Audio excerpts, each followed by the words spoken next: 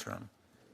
Let me ask you what your biggest nightmare is and whether you share that concern. Like with all technological revolutions, I expect there to be significant impact on jobs, but exactly what that impact looks like is very difficult to predict. If we went back to the other side of a previous technological revolution, talking about the jobs that exist on the other side, you can go back and read books of this. It's what people said at the time.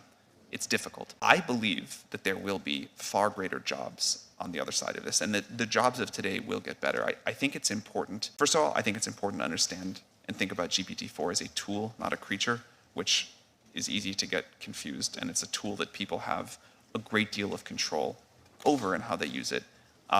And second, GPT-4 and other systems like it, are good at doing tasks, not jobs. And so you see already people that are using GPT-4 to do their job much more efficiently by helping them with tasks. Now, GPT-4 will, I think, entirely automate away some jobs, and it will create new ones that we believe will be much better. This happens, again, my understanding of the history of technology is one long technological revolution, not a bunch of different ones put together, but this has been continually happening. As our quality of life raises and as machines and tools that we create can help us live better lives, the bar raises for what we do, and our human ability and what we spend our time going after goes after more ambitious, more satisfying projects. So there will be an impact on jobs.